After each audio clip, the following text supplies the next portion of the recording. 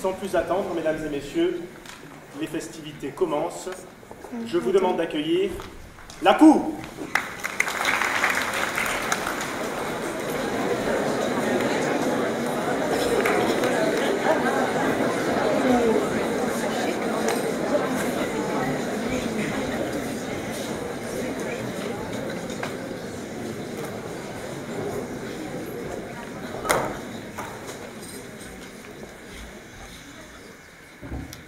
L'audience sera levée un peu plus tard dans l'après-midi, et puis, comme devant toute élection, vous pouvez maintenant vous asseoir.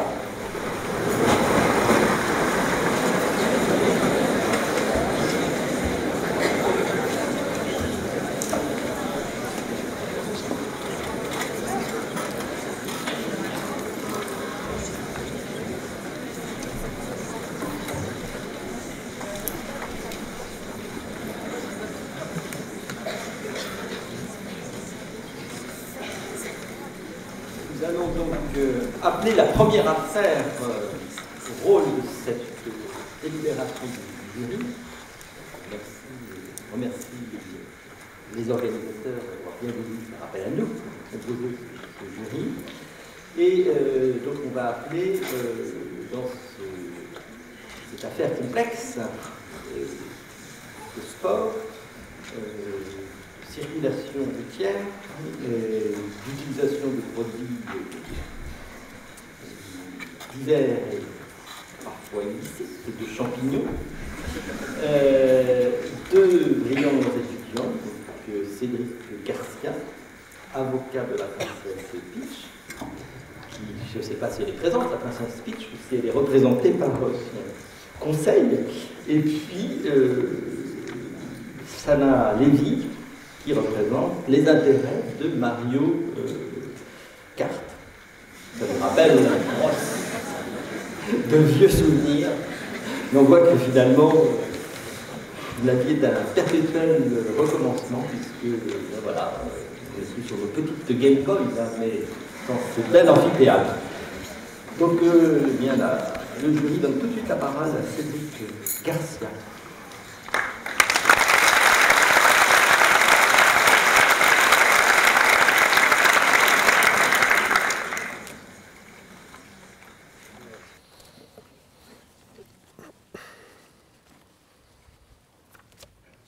Merci. Monsieur le Président, Madame, Messieurs de la Cour, Mesdames, Messieurs, ma chère consoeur, après ce procès, plus personne ne jouera à Mario sans penser à moi. Dans ma plaidoirie, je ne ferai pas d'humour, bien que je sache que ce temple de la justice, Cujas, en a vu passer des procès, tous, pimentés d'un humour toujours très subtil et toujours très apprécié.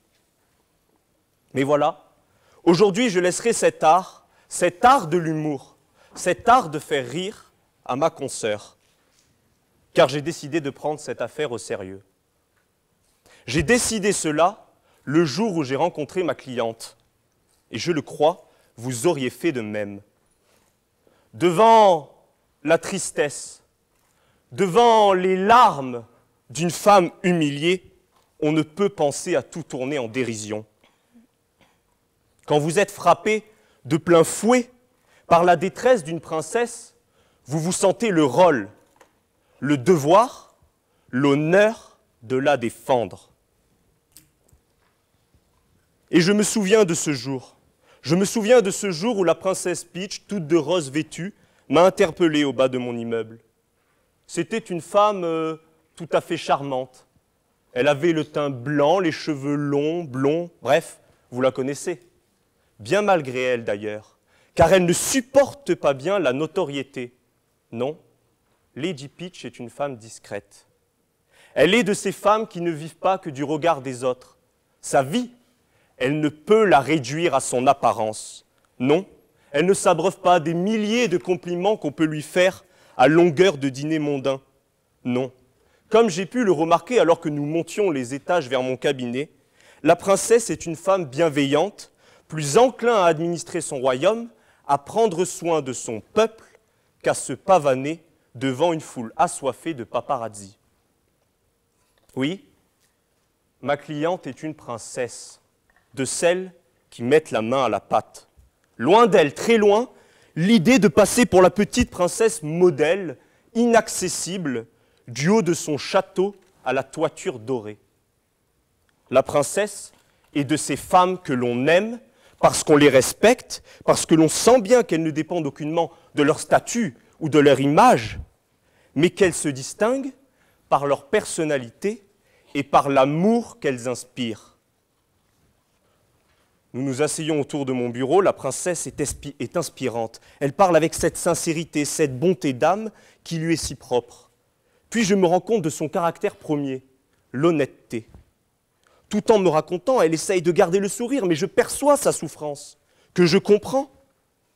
Le rendez-vous se termine, je la raccompagne à la porte, je lui ouvre, je lui tiens, elle me regarde et elle me dit « Maître, faites triompher la vérité ». J'ai su à ce moment ce que serait ce procès. Ce procès, c'est le procès de la vérité. Vous avez une certaine image de Mario ? Cachez-la. Car c'en est fini du petit plombier innocent avec son petit air d'enfant modèle. Car Mario est un drogué. Mais ne rentrons pas tout de suite dans ce sujet-là, qui n'est finalement, et c'est là tout le problème, qu'une circonstance aggravante du délit pour lequel nous sommes devant votre cour.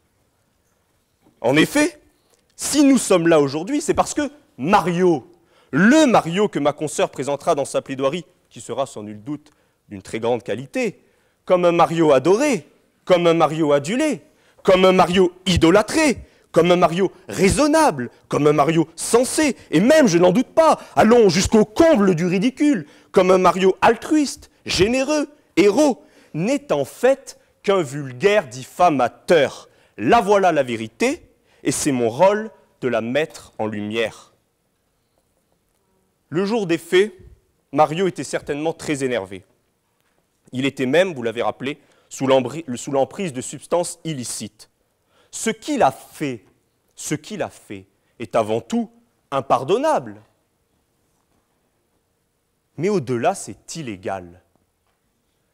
Il est allé voir son cousin Wario, un bonhomme tout aussi fou, pigiste sans scrupule au Paper Mario, et lui a expressément demandé de publier en vitesse les plus intimes et les plus sombres secrets de ma cliente. Il a réalisé cette action avec toute sa lucidité, car oui, assez de croire que la prise de la moindre drogue vous enlève tout discernement, toute culpabilité, toute responsabilité. Il a réalisé cette action avec un sang-froid digne des plus grands criminels. Et d'ailleurs, sans la volonté de s'en cacher, on peut au moins lui reconnaître ça, car publier des secrets que seul lui connaît dans un journal qui porte son nom, soit il est très courageux, soit il n'est pas très futé.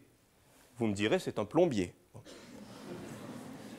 Quoi qu'il en soit, les faits sont là et ils sont accablants. Mario est un diffamateur. Et ceci, je le tiens de la définition que donne de la diffamation la loi du 29 juillet 1881. Toute allégation ou imputation d'un fait qui porte atteinte à l'honneur ou à la considération de la personne ou du corps auquel le fait est imputé est une diffamation. Mesdames, Messieurs, ma cliente a été atteinte dans son honneur lorsque Mario a osé commettre ce délit. Elle s'en remet à vous pour obtenir justice. Mais attendez, ça ne s'arrête pas là. Le journal dans lequel ces deux lâches ont osé publier ces secrets peut être lu par tout le monde. La publication dans un journal n'est pas un acte privé. Il s'agit là d'une diffamation publique.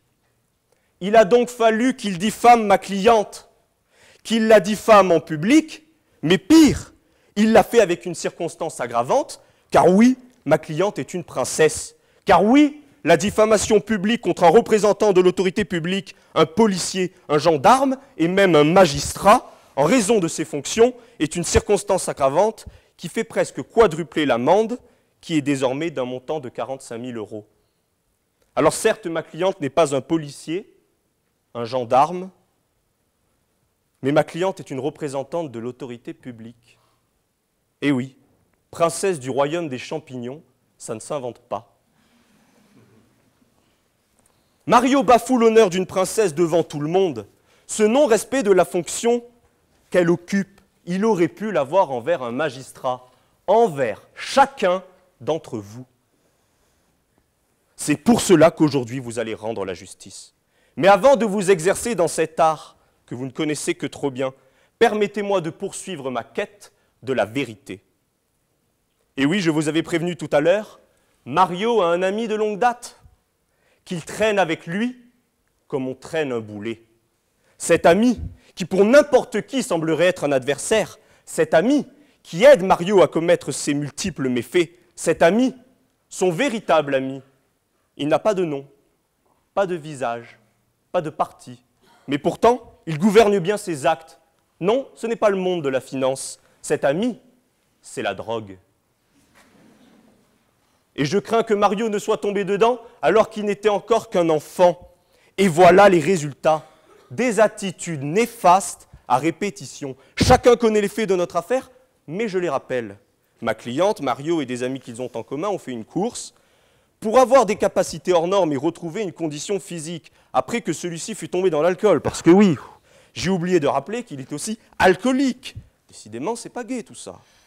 Mario a avalé avant la course une grande quantité de champignons, et je cite les propos de Mario, d'étoiles multicolores. Il devait déjà être défoncé. Sauf votre respect, il devait déjà être défoncé. Il ne se soucie à aucun moment des effets que ces produits auront sur sa conduite et des conséquences sur la vie des autres. En un mot, Mario est un égoïste. Et en plus, un dangereux égoïste. La conduite en ayant fait usage de stupéfiants est un délit passible de 2 ans de prison et 4 500 € d'amende selon le code de la route. Il s'accompagne d'une perte automatique de 6 points du permis de conduire. Encore faut-il qu'il en ait un, Monsieur le Président. Encore faut-il qu'il en ait un. Alors vous vous demandez si c'est fini. Peut-on encore lui trouver des casseroles à cette méga star des 2 dernières générations? Eh bien oui. Car en plus d'être un diffamateur drogué, Mario est un harceleur. Oui, un harceleur. Car oui, je tiens à dire qu'à aucun moment ma cliente n'a demandé à ce que Mario devienne son héros. À aucun moment ma cliente n'a demandé à ce que Mario ne prenne congé de son métier de plombier. En somme, ma cliente n'a jamais rien demandé. Et Mario était toujours là, à la suivre, à l'épier, à ne vivre que pour elle. Mario a plusieurs fois demandé ma cliente en mariage, toujours elle a refusé. Alors ok, Mario était peut-être amoureux, mais on ne force pas une femme à vous aimer. Combien de fois ouvrait-elle la porte de chez elle le matin et trouvait-elle Mario là devant chez elle? Combien de fois pendant qu'elle se promenait a-t-elle aperçu un coup d'œil en arrière, une petite moustache surplombée d'une casquette rouge? Elle s'est sentie impuissante, fatiguée, abattue de ces harcèlements à répétition. Voilà que parfois, elle n'osait même plus sortir de chez elle. Que d'autres fois encore, elle avait peur de tomber sur Mario en allant faire ses courses à Leroy Merlin et qu'il la demande en mariage au rayon tuyauterie. Et hop, vos envies prennent vie. Non mais dans quel monde vit-on? Et d'ailleurs, je m'adresse à vous. Comment auriez-vous réagi? Comment auriez-vous réagi? Et d'ailleurs, comment a-t-il découvert les plus intimes et les plus sombres secrets de ma cliente? Il en a fallu de longues heures d'espionnage pour parvenir à déceler jusqu'à ses plus insondables secrets. Un enchaînement d'agissements hostiles, répétés, visant à affaiblir psychologiquement la personne qui en est victime, c'est du harcèlement. Je vous renvoie ainsi à mes conclusions et à l'article 222-33-2-2 du Code pénal. Résumons. Diffamateur, drogué, alcoolique, harceleur et d'autres encore. Décidément, Mario n'a rien du genre idéal. En outre, comment croyez-vous que Mario fait pour tirer sur ses adversaires pendant les courses? Il utilise des carapaces vertes, des carapaces de tortues. Pourtant, il n'y a pas de tortues à l'intérieur. Alors où sont-elles passées? Eh bien, Mario les exproprie, évidemment. Nous voilà donc en face d'un expropriateur à grande échelle de la pauvre tortue Koopa qui en est la légitime propriétaire. Il ne me semble pas, vous en conviendrez, que ces expropriations à répétition soient légales. Aucune utilité publique. D'ailleurs, monsieur Mario, vous n'êtes pas l'État, et aucune indemnisation, en plus il est radin. Si je ne vous demande pas de condamner ces expropriations, Madame, Messieurs, Monsieur le Président, c'est parce que Coupa est déjà venu me voir avec l'objectif d'assigner Mario devant votre tribunal, donc ne vous inquiétez pas, ce n'est que partie remise. Quoi qu'il en soit, vous l'aurez compris, Mario est un dangereux personnage, et je crois que plus personne ici ne peut encore douter de sa culpabilité.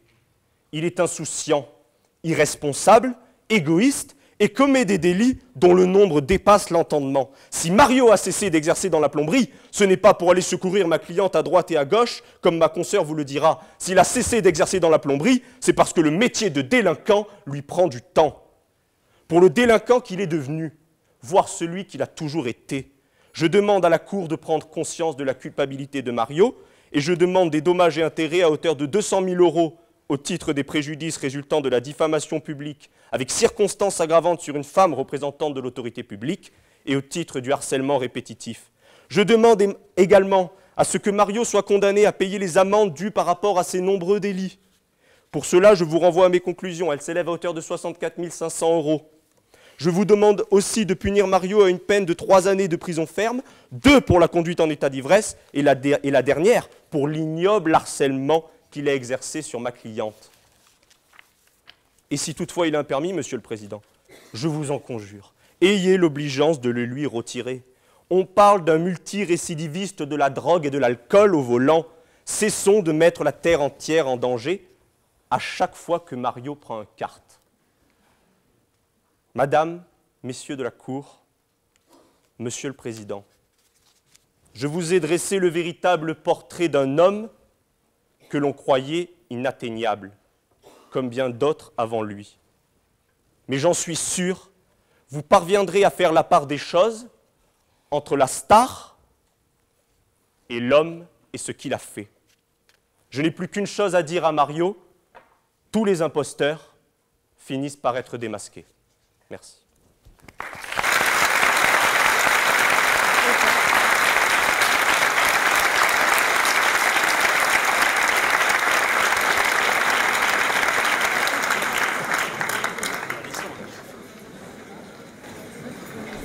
Vous avez la parole. Pour défendre contre Mario.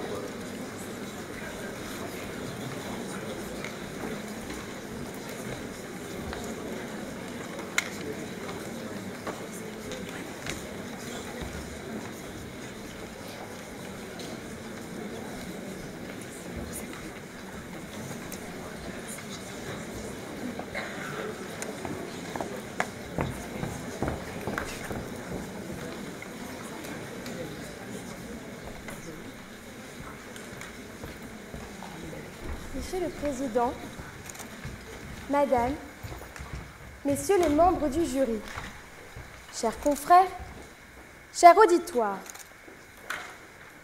j'ai écouté avec attention les propos de mon contradicteur. Et si tordre les faits constitue de manière habituelle une stratégie de défense, je déplore au plus haut point que la vérité ait pu être à ce point malmenée. Parce que c'est ici de vérité dont il s'agit, ou plutôt du droit à la vérité. En espérant qu'au terme de mes explications, cette vérité se rapproche au plus près de la vérité judiciaire. Mais un peu de patience, nous y reviendrons. Avant toute chose, permettez-moi d'en appeler à vos âmes d'enfants ou d'adolescents et de vous rappeler de ces heures passées devant un écran cathodique à regarder Marty et le doc filer dans la DeLorean ou encore le retour du Jedi, mangeant des raiders et des tricks. Et c'est là, mesdames et messieurs, qu'un duo exceptionnel fait son apparition, renversant les standards des jeux vidéo. Mario et Peach. À cette époque, le monde leur appartient. Que dis-je? L'univers. Et l'on vient souiller l'image de ce couple mythique, alors que leur histoire était digne des plus beaux contes de fées. Mario et Peach, c'était comme César et Cléopâtre, Roméo et Juliette, les Brad et Angelina les temps anciens, tic et tac. Après le triste portrait qui a été brossé de lui, je voudrais rendre les fraîches couleurs de l'innocence à mon client, Mario. Est-il vraiment nécessaire de s'étendre sur la notoriété mondiale d'un personnage qui, depuis des décennies, a su apporter une intensité de bonheur à d'innombrables fans de l'Empire Nintendo et a rapporté à l'économie internationale d'immenses fortunes.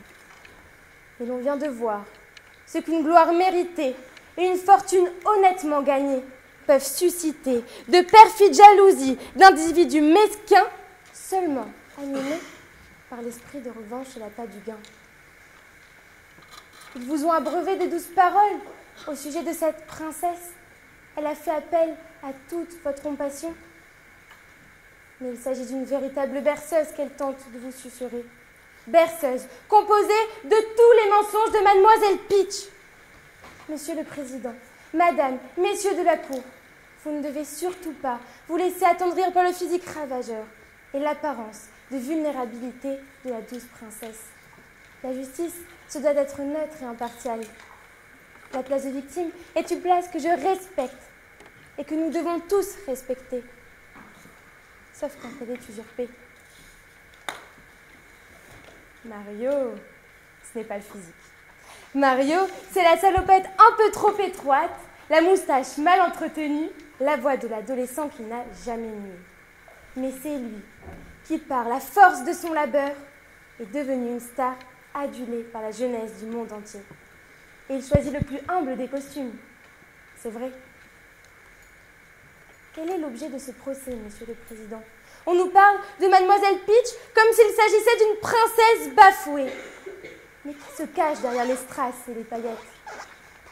Loin de refuser ses folles exigences, le cœur de gentleman de Mario va céder à ses moindres caprices, et inlassablement, d'aventure en aventure, de train en train, de port en port, elle va l'obliger à accomplir d'éprouvantes prouesses pour le seul plaisir de le voir s'y épuiser.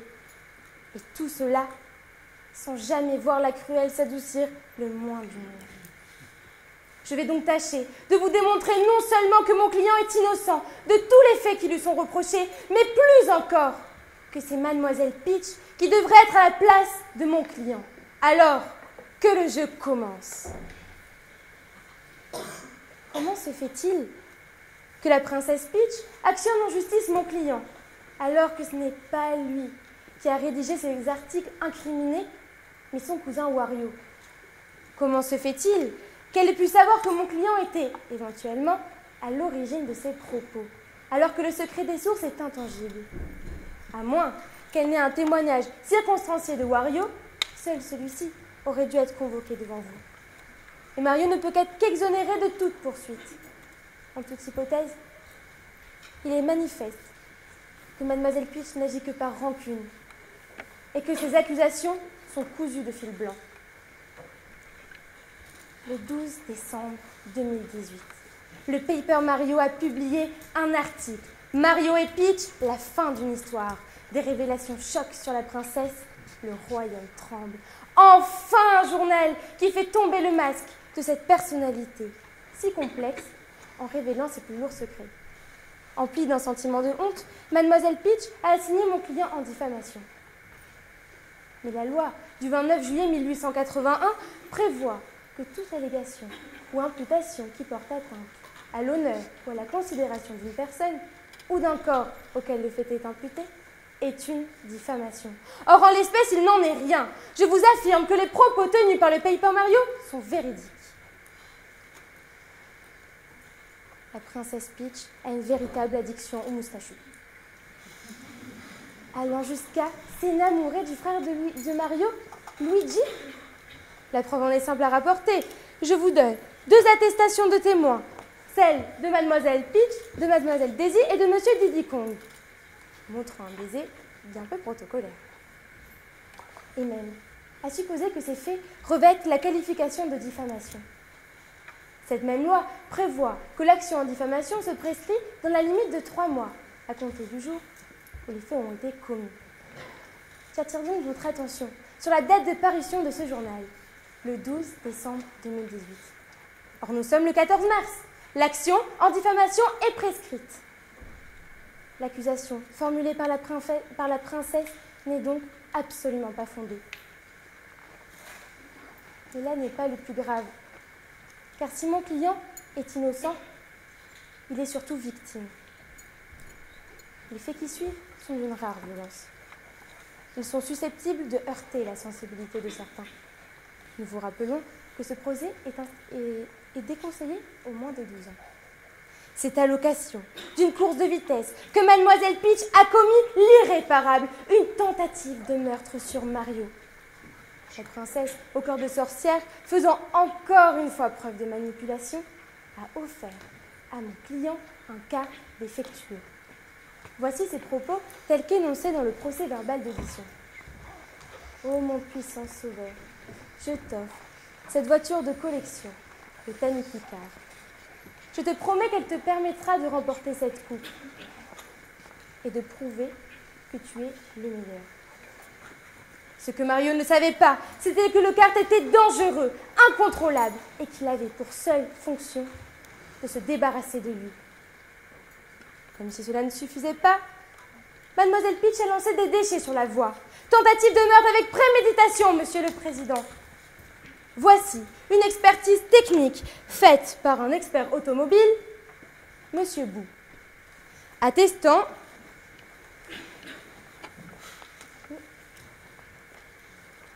que le véhicule était incontrôlable, dangereux et qu'il n'était pas en état de marche. Mademoiselle Peach a donc saboté le véhicule. Un acte homicide, clairement établi par la volonté de commettre celui-ci. Et c'est mon client, Monsieur Brosse, qui se retrouve à la place de celle qui a tenté de le détruire et plus encore de le tuer. À croire que ce procès n'est que fiction. Mon contradicteur vous a plaidé le lancer de carapace verte, faisant passer mon client pour l'auteur de cette cascade d'accusations.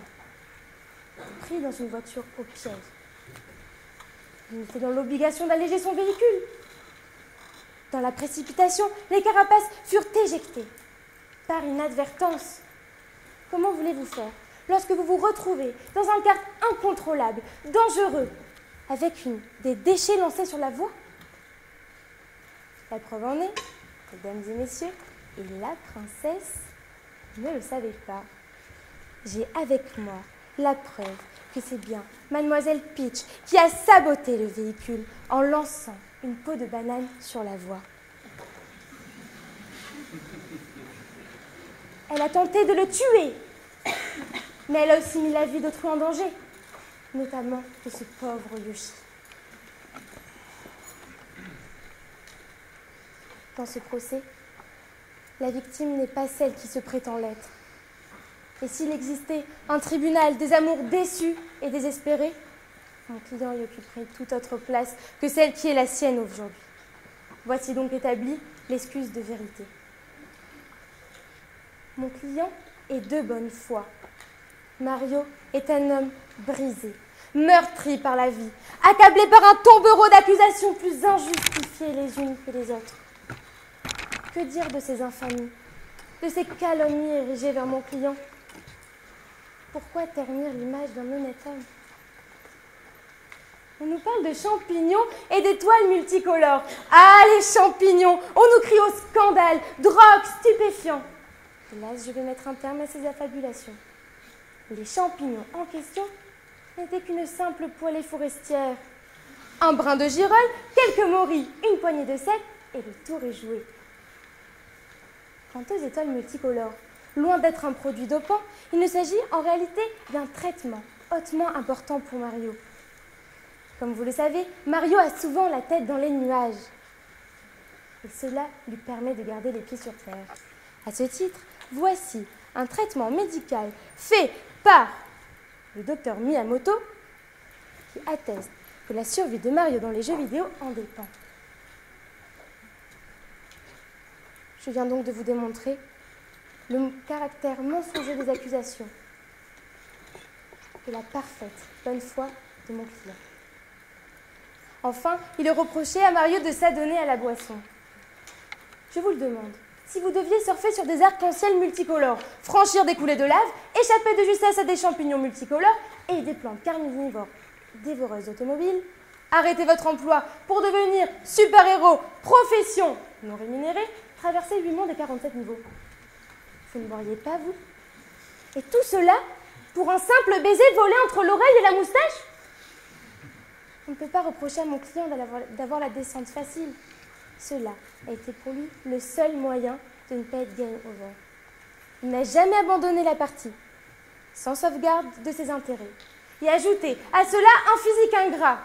Il y a de quoi boire. Et tout cela couronné par une promesse non tenue de la part de Peach. Pourtant, celle-ci s'était engagée à le chérir, s'il l'a sauvé de toutes ses péripéties. Certes, ce n'était pour elle qu'une parole, qu'elle n'a jamais eu l'intention de transformer en acte, abusant ainsi de la vulnérabilité de Mario. Parole, parole, parole, encore des mots, toujours des mots, les mêmes mots. Je te promets la clé des secrets de mon âme. Je te promets ma vie, de mes rires à mes larmes. Je te promets le feu à la place des armes. Voilà les paroles que rêvait d'entendre Mario, mais il ne les entendra jamais sortir de celle qui prétendait être sa bien-aimée. Il ne faut jamais, jamais croire au speech de Peach. Il est vrai que chacun a droit au respect de sa vie privée, selon l'article 9 du Code civil. Or, nous sommes dans un cas particulier, Mademoiselle Peach étant de notoriété publique.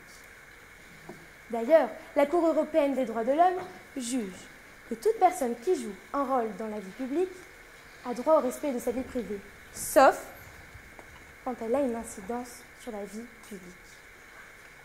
En l'espèce, la princesse Peach est connue dans le monde entier, donc elle ne peut se plaindre. Ah, nous y avons droit chaque année. Une princesse en quête de notoriété et qui après se plaint que l'on divulgue ses plus lourds secrets sur son passé sulfureux.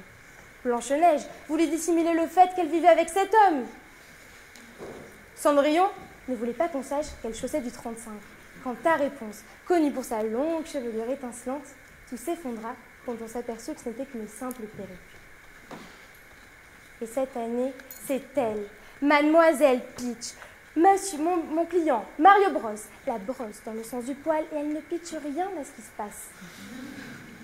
Pas de conduite sous stupéfiant, pas de diffamation, et mon client est innocent. Ainsi, il s'agit de l'honneur d'un jeune homme. Restaurer sa notoriété bafouée et tâcher d'effacer avec la justice que vous allez rendre une part de la douleur que cette sinistre femme a répandue dans son cœur. Cela sera bien peu de choses au regard de tout ce qu'il a enduré, mais cela sera beaucoup pour la gloire d'un personnage à qui nous devons tant. À ce titre, Monsieur le Président, Madame, Messieurs de la Cour, je demande à votre appréciation la relaxe de Mario des fins de poursuite, la publication de votre décision dans les journaux, 10 000 pièces d'or à titre de dommages et intérêts pour le préjudice moral qu'a subi mon client M. Brosse, 10 000 pièces d'or pour procédure abusive, et enfin 10 000 pièces d'or pour les frais d'avocat, parce que je les vaux bien. Monsieur le Président, Madame, Messieurs de la Cour, la partie doit se terminer. Vous avez les manettes en main. À vous d'appuyer sur la bonne touche. Il est grand temps que Mario se console.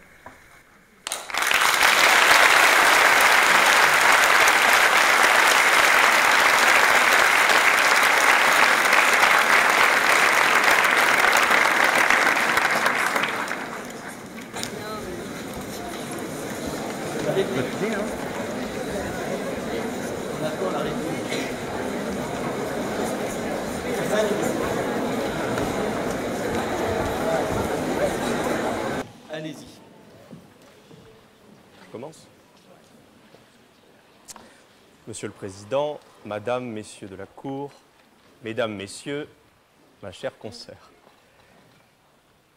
J'en avais presque la larme à l'œil. Mario, comme ça, presque victime. Je voudrais rebondir sur plusieurs points que ma consoeur a abordés. D'abord, un point important sur le kart et le fait qu'il ne se serait rendu compte que trop tard que le kart était endommagé et que par conséquent, c'est pas de sa faute, qu'il n'a rien fait. Les faits sont tout autres. En réalité, Mario, avant même le début de la course, savait pertinemment que le kart était endommagé. Il s'en est rendu compte, il a choisi lui-même, volontairement, de réaliser cette course en sachant très bien qu'il allait mettre les autres en danger. C'est un comportement irresponsable. Et là, on ne se poserait même pas la question de connaître la culpabilité de ma cliente. Parce que si je viens vous voir, Monsieur le Président, que je vous propose de faire une course, je vous amène une voiture que j'ai un peu trafiquée parce que je suis compétiteur, et je vous dis on fait une course, vous vous en rendez compte, vous ne faites pas la course. Non, vous êtes sage et vous dites je ne fais pas la course. Ce n'est pas ce qu'il a fait. Sur les dates de prescription, j'aimerais que les preuves soient apportées à votre cour. Sur le traitement de Mario qu'il prendrait d'étoiles multicolores, ce serait un traitement d'un médecin. Mais derrière les boîtes de médicaments, parfois il y a des petites voitures oranges, des petites voitures rouges. Là, à mon avis, c'était une voiture rouge. Et dans ces cas-là, on ne prend pas la voiture. Là encore, irresponsabilité. Sur la liaison de Peach et Luigi, alors là, c'est le comble. Je prends les conclusions, parce que ça a été dit dans la plaidoirie, mais ça y est dans les conclusions. Sur la liaison de Peach et Luigi, carrément, le droit, c'est devenu de la morale. On vient chez vous, elle est avec Luigi, mais elle a de compte à rendre à qui, ma cliente? À personne. Elle n'a pas de contrat de mariage avec Mario. Le seul contrat qu'elle a, c'est avec son peuple. À aucun moment, on a le droit de venir juger sa vie. Elle fait ce qu'elle veut si elle a envie d'embrasser Luigi. Et cet argument de ma consoeur, je vais le prendre à revers, et ça va me servir de preuve pour mon argument d'harcèlement. Ici, on le voit bien, je ne l'avais pas imaginé comme ça, mais c'est quasiment un complot, là. Voilà que Daisy et, comment qu'il s'appelle, Diddy Kong l'espionnent aussi. Mais c'est un truc de fou. Ils sont au moins 15. Ils l'espionnent tous. Allons-y. C'est du harcèlement, là aussi. Et je finirai sur quelques mots en disant qu'évidemment, ma cliente n'est pas une manipulatrice, et évidemment, Mario n'est pas une victime. Et je finirai vraiment en disant qu'il ne suffit pas de se piquer à l'héroïne pour être un héros. Merci.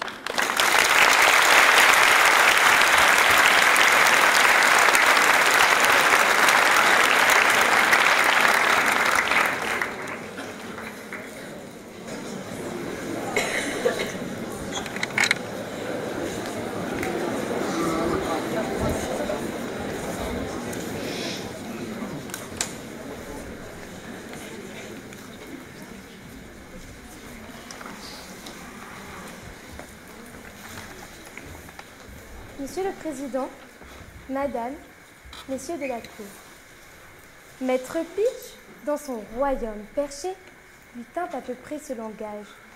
Que vous êtes joli, que vous me semblez beau. Sans mentir, si votre moustache se rapporte à votre panache, vous êtes le héros de l'Empire Nintendo. Je ne sais pas pourquoi je vous dis cela. Peut-être parce que tout ce que j'ai entendu depuis le début de ce procès est à l'image de cette fable, complètement revisitée. Espion, harceleur, drogué, égoïste, alcoolique, radin. Mais de qui parlons-nous?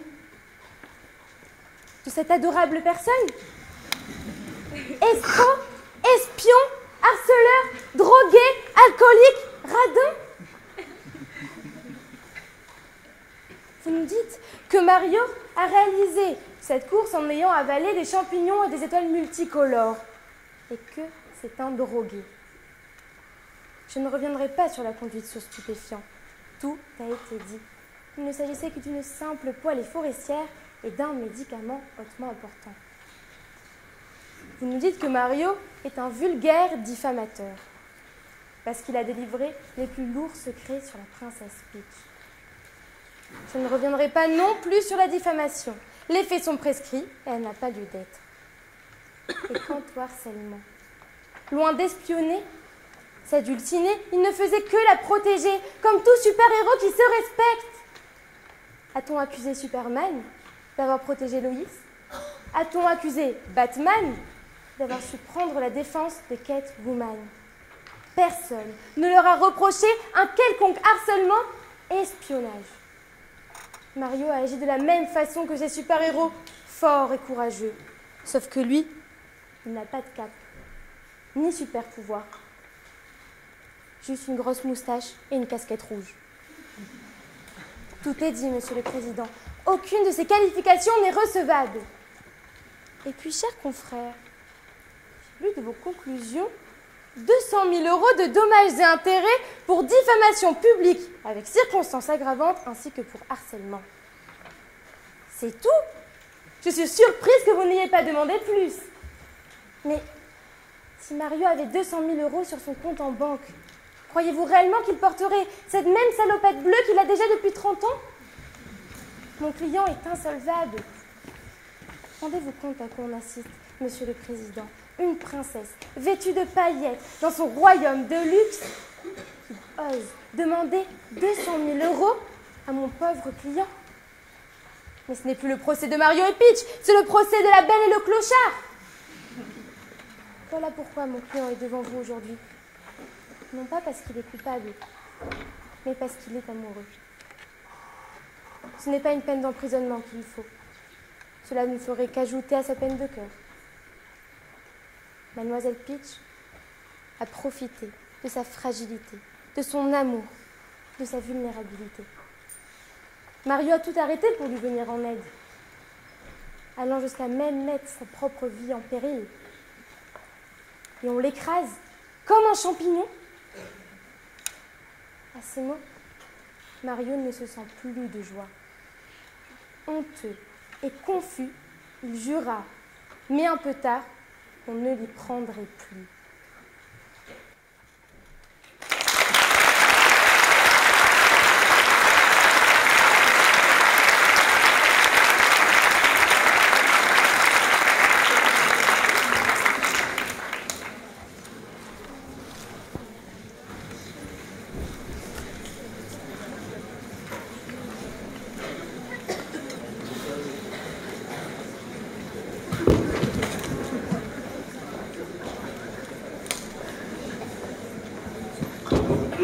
Se retire pour délibérer.